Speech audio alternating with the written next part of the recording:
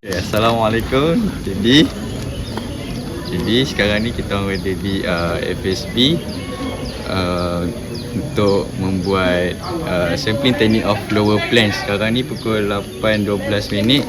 Kita orang sedang menunggu daripada arahan doktor lah dan juga briefing. Sementara kita gerak ke latar keding sana.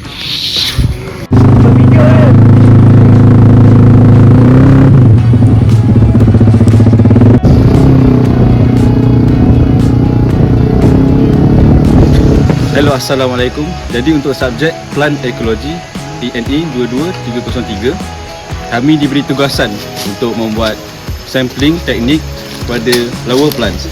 Jadi lokasi yang kami pilih adalah di latar keding Jeli, Kelantan.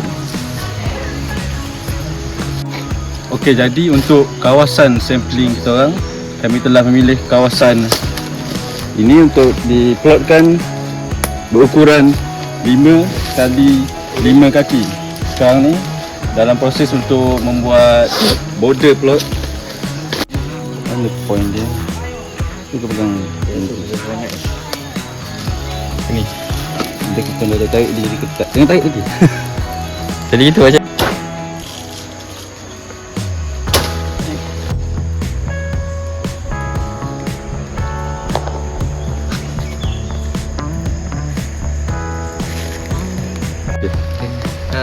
Okay, sekarang kita dah siap plotting. Kita tengok 5x5 dan juga subplot 1x1.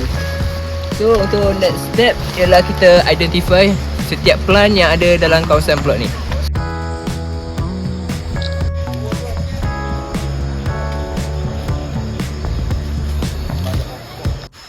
For the time being, currently, as you can see, they are taking the pictures to identify the plants, and so that we can collect the data in the subplot area.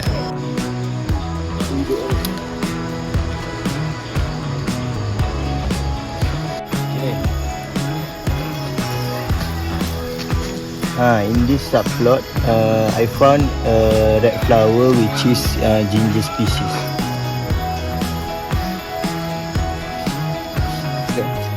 Okay, now we done for identifying and capturing the lower plant species in each subplot. This task objective is to determine the abundance and density of each lower plant and to analyze the distribution of lower plants in the given area. Okay, now we go to the next step, which is collecting the specimen of plants. Alright. We don't know what kind of species this plant is, so now we are trying to take this plant to the lab and trying to identify it. Okay, so now we are in lab. Specimen we've been taken from latar keding. We are trying to make a herbarium from it. So, but first we need to compress it in the book and attach it to this A3 paper.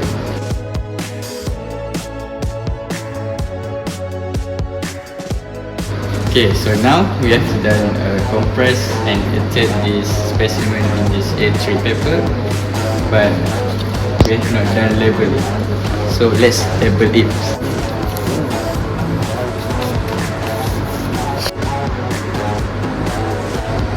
Spike moss. Rahman. Okay, now we have done the specimen.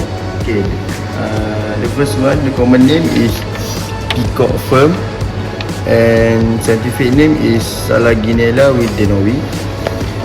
Okay, this one common name kemuning, and scientific name is Muraya paniculata. This is also, apart from doing herbarium just now, we also identify the plants in each subplot. The tools that we have been using is Google Image and Plant ID. So as you can see here are the example that we have been identified. So in plot 1, we have found Uvaria uhri and Diploteris cabrano. So habitat that we have been identified, and yes, that's all for this lab. For our project data analysis, we recorded 22 species and 103 individual of plant in 25 subplots, each subplot 1 by 1 meter. The most common plant that we found in our subplot is Clidemia hita. It showed up in more than half of our subplot and had the highest diversity overall. The second one is Selaginella wildenovi. It is a type of fern and was also most dominant species in our subplot. And then we found many different type of plant, including fern, shrub, herb, and some small trees like Diplopteris cabrerana, which shows there's quite a bit of plant diversity in the area. Most species were found in just 1 or 2 plots only. What we can see here that the distribution pattern is pretty patchy. And then one plot, which is subplot 14, only had the dried leaf and no plant at all, suggesting the condition there were not good for plant growth.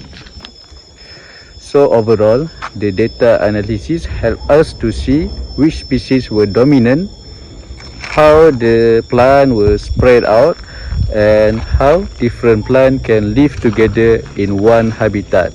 So that's all for data analysis part from me. Thank you.